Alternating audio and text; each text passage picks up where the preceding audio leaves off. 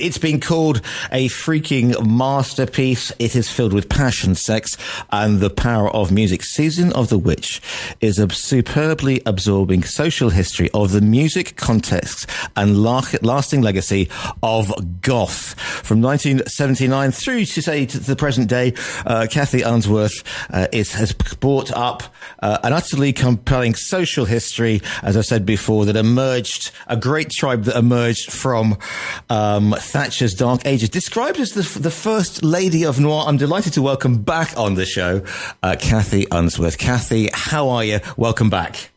I'm very good and very glad to be here. Thank you. Indeed, Goth. I mean, it has been there or thereabouts. Exactly, it's been there or thereabouts. It's a look. It's a lifestyle. It's a tribe. It doesn't scream for attention.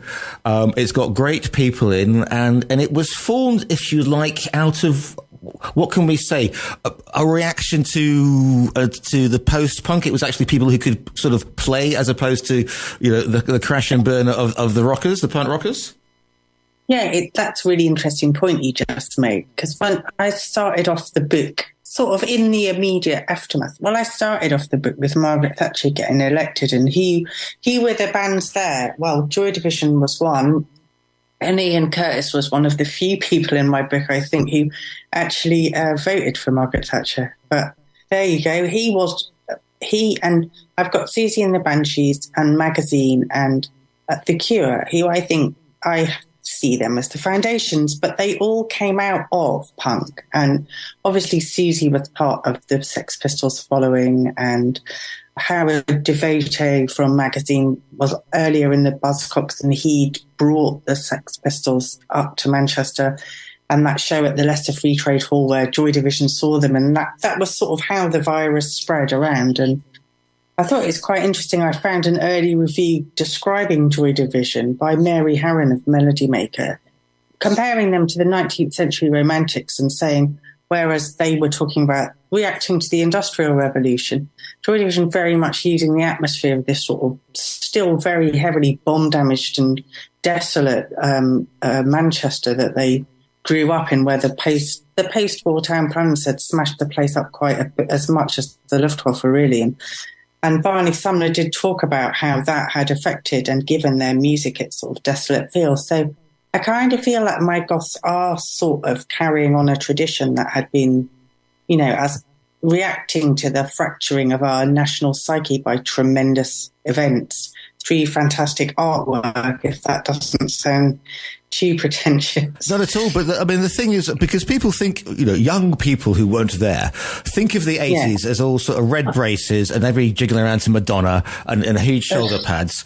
And maybe it was in certain parts of that there, London, but for the majority of teenage kids, it was places like Manchester, Birmingham, Liverpool, Sheffield, Leeds. I mean, they were depressing, because there was that whole, if you like, come down from the Industrial Revolution, the come down from the 60s and the 70s had been quite hard. They didn't want the violence of the punk movement. That didn't appeal to them. But the romantic, and I use that sort of Byron-esque allusion to having been here before, and if you like, creating a look and an attitude that was sort of melancholic but had grounded itself in history, if that makes any sense.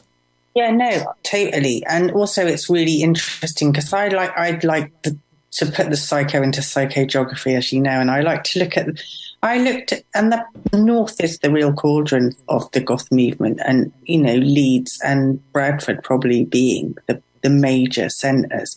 And there are the major centres, they have been in history always against each other, actually, from the time of William the Conqueror to the Wars of the Roses to the Civil War. And then what unites them in the 80s is Thatcher's Civil War on the miners, because these are all in the middle of massive pit areas, these two cities. And the music that comes out of that is, epic, isn't it? The Sisters of Mercy, that song Heartland they did, which to me sees the what's coming in its crystal ball, and the fact they had that on the Temple of Love EP with their cover of Gimme Shelter by the Stones, War Children, It's Just a Kiss Away. And then Bradford has New Model Army, who probably did the two greatest State of the Nation albums of the 80s. In Vengeance, the one that came out in 84 and had the Falklands on it, had the sort of the Christian Militia song, which is just as relevant today, about the lunatic right in America and how they've, and obviously Margaret Thatcher and Ronald Reagan were just like that at the time, but that song could so easily apply to Trump now. And then after a few years after the miners' strike and the country's been laid to waste, really, they do Thunder and Consolation, which I think is their other, This Is the Damage Done album. So, yeah, the heartland of Goth probably is what I call Goth's own county in Yorkshire. And the other thing is the fact that you point out that these are huge albums. They may not make the album chart, which is all poppy and frothy, but they do. What they do, we just said, they go back to Rolling Stones tracks. Susie goes back to obviously Dear Prudence. I mean, there is that going back to. They don't do what the punks do and go, all other music is rubbish and we are ground zero. They recognise that it's got. But also, I mean, it's the way it evolves because. Goth evolves from, say, Hong Kong Garden and Joy Division, and that very sort of insular. Joy Division, not exactly a show band. And then by the 80s, sort of the end of the 80s, it maybe gets a little bit sort of Lost Boys and a bit Californian, but it's still, the music evolves, and you have these anthems, but with a social conscience. Yeah, no, exactly, and I think. Goth is often accused of not being political, but I actually have charted a political course through this book with Goth. And one of the other people who I've mentioned, New Model Army, Diamanda Gallas, and her one-woman war on the ignorance surrounding AIDS and all the work that she did to bring that into the public arena. She's, highly commendable. Lydia Lunch, everything she's ever done has been to try and enlighten and inform people and, through spoken word as well as music. But also they've all been at work on a sort of incredible body of music that reaches back into the past. And Diamanda and Lydia both taking inspiration from the far past as well. And that's why I put into the book sections on what I call Goth fathers and Goth mothers, so you can learn more about these people like Edgar Allan Poe, like the Shelleys, like the Brontes, and like kind of obscure musicians you might not have heard of, like Lee Hazelwood and like Karen Dalton, as well as people you might have heard like Billie Holiday, and Maria Callas, who also I just think, and I haven't got them actually as Goth fathers, but I think Beatles and Elvis both are kind of like the gods. Beyond the Goth fathers, there's so much of what they did. And because I guess they did it the first and in many ways the best, so they're sort of omnipresent too. Whereas punk, as you say, destroy all hippies, destroy the past. These people are slightly more intelligent approach to, time is a continuum, and these people have been here before and seen these things, then we can take hope and courage from that. And also the role of women, even from the early days in the Goth movement. And it wasn't rap, it wasn't put people down, it wasn't punk where women were, to a lot of extent, punk, was kind of here and gone, but it wasn't exactly welcoming to most women. But Goth, absolutely, you've got Susie. We've got Cocteau Twins. We've got sisters. There were just so many women getting involved with goth because they got it, and it was an art form. Yeah, I felt lucky. I had goddesses as my role models. So Susie, Lydia, Jules as well. The flame-haired poetess who I used to see with New Model Army, and who had the power to make rooms full of drunken punk rockers shut up and listen to what she had to say, which was incredibly inspiring to me. And without those women, I probably never would have had the courage to think I had anything worth saying. So I do feel that I was really lucky to have such strong female role models when I was growing up, and I really would like to pass them on via this book to anyone who hadn't had the delight of meeting these brilliant women before, to find out more about them. The other thing it was, I mean, people might think that everybody just stood around on street corners or wandered through graveyards, feeling miserable. But they're live performances. I mean, Killing Joke. I mean, they're goth. I mean, my parents wouldn't let me go and see them because I was too young. But I mean, did they think you would sell your soul to the devil if you went to see Killing Joke? I think it was the audience who were going to be there because they were, Killing Joke were quite extreme. Jazz was on fire at that point and lovely. The Tube was, almost quite literally, didn't he? Because he had Dave the Wizard, the fire breather, on stage with him. So, yeah. And it's hilarious to think they just played the Albert Hall a month ago as well. Yeah, because 2 months ago, yeah. Because, again, and I always say this mainly about rock fans, but goths as well, they stick with because there are no goth boy bands. They've never tried to have. I mean, Strawberry Switchblade maybe, but apart from that, nobody's ever tried to make sort of goth. Well, they kind of try to do it with the whole vampire shtick, but the goths are a bit more sort of, we're a bit more sensible than getting carried away with that. And it was always a bit more rocky. For example, with Lost Boys, it was more rock and roll and Guns N' Roses rather than sort of darkness. Yeah, I know. I think that basically it's like most of these bands are all still going. And I actually had no idea Susie would make her comeback when we chose that cover image, but it had to be the Queen on the cover anyway. And I'm so glad she is remaking her comeback. But these bands like New Model Army, again, Dementia and Killing Joke, very politically motivated from the beginning and very much a sort of alternative to offer people an alternative way of life that they don't actually have to.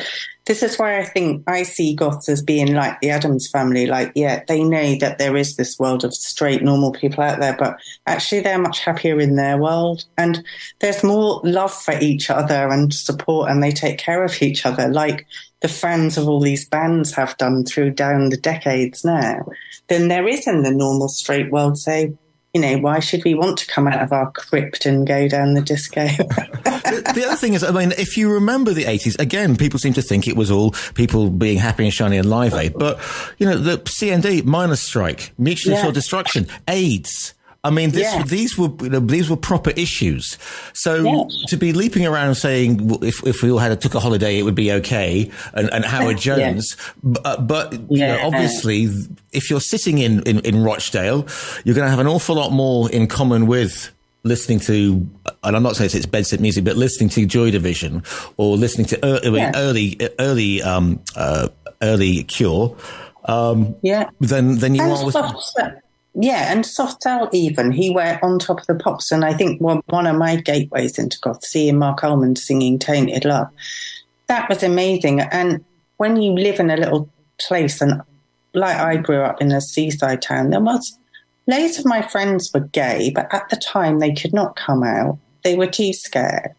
And Mark Ullman was like having an older brother, I think, sending signals out, it's okay, you're not on your own. There's people like me. And I think that's really important because I think people maybe don't even realise how homophobic it was to grow up in those days, how frightening it could be. And I'm really glad we've come a long way from there. But it was shocking going back and thinking how long it took between Terence Higgins dying and that public information film. I think it was 7 years before the Don't Die of Ignorance campaign. Mm. And that was largely because Terence Higgins Fund had been set up to raise the money for awareness and research and not anything the government had done. So that's another shocking part of the 80s to look back on, really. Should we mention Bauhaus and Bela Lugosi? Because that seems to be dragged out. Whenever you say goth, that is perhaps the go-to, isn't it? 6 minutes, lots of screeching, a man with basically no moles at the back of his... I mean, that was an urban myth when I was a kid. He'd had his teeth taken out to make his cheekbones look more vampiric. Well, I think he was just naturally more grave than the others, wasn't he? Peter Murphy. No, what a brilliant song there, and how good does it still sound?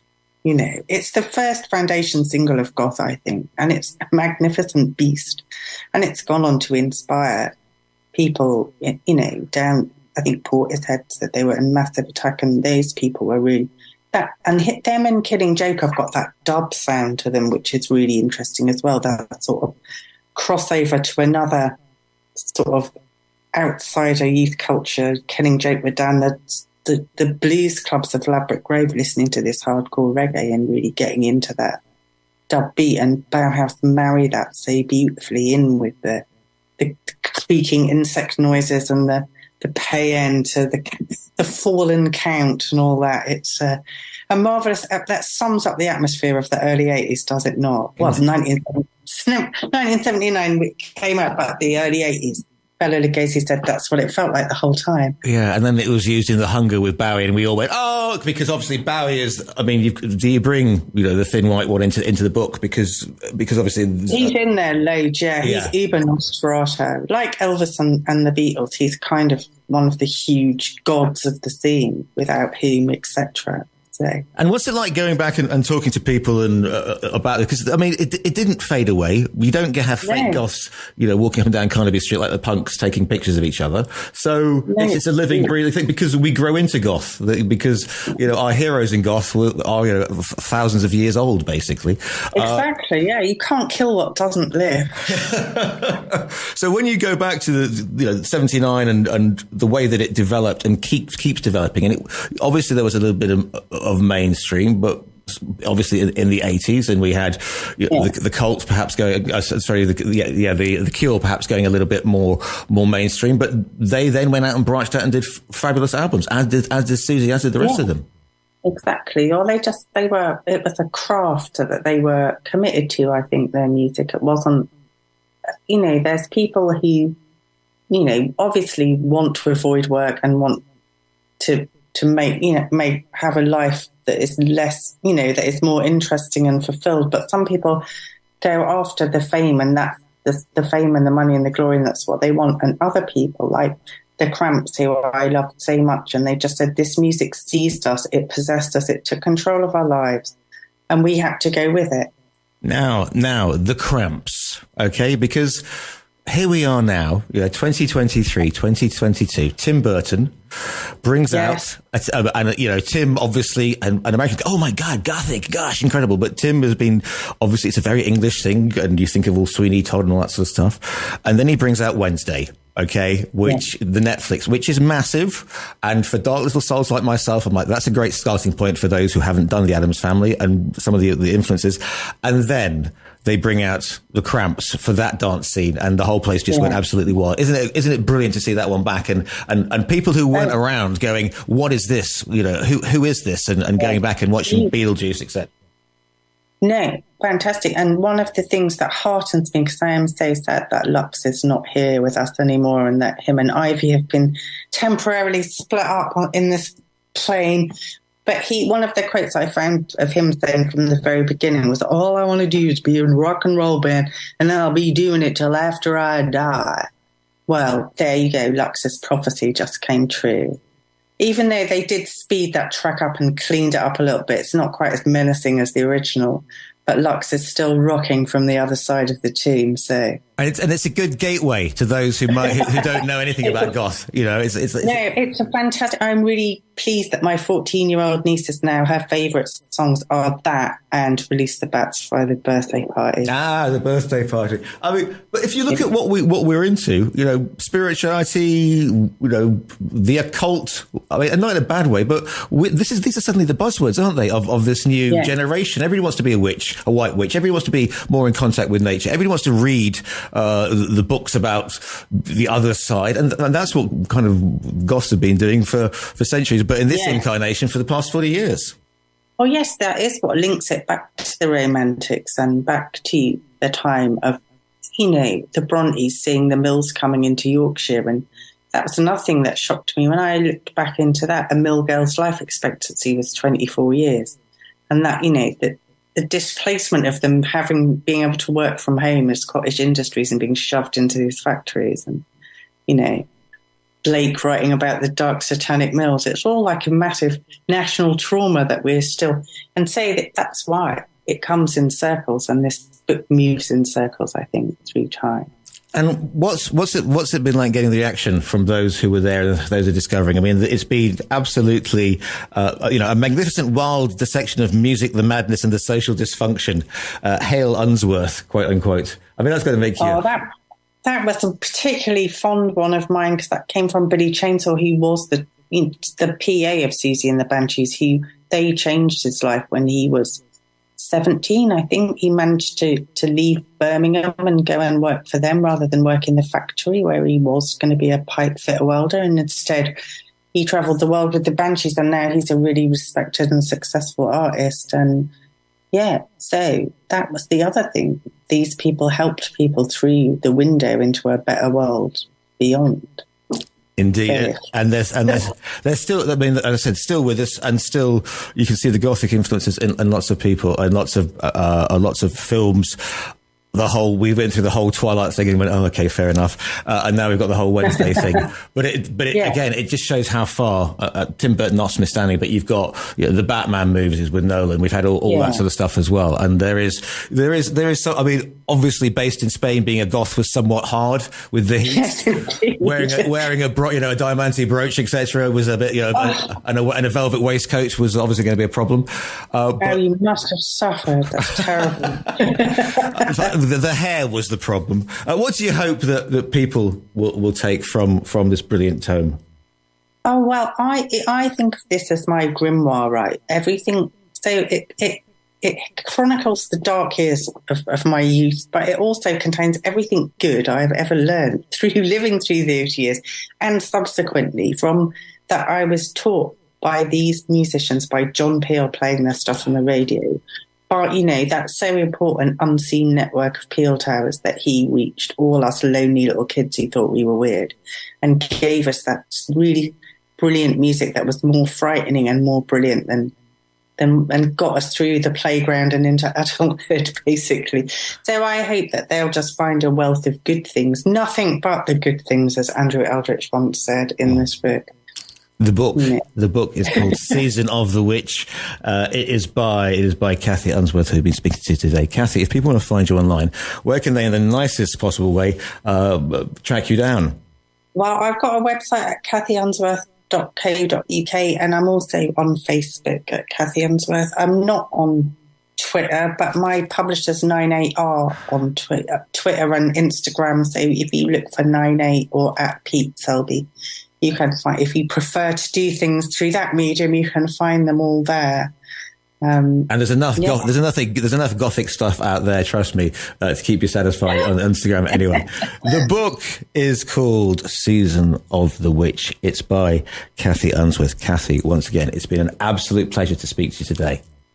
Always a pleasure. Thank you for asking me to come back and speak to you again.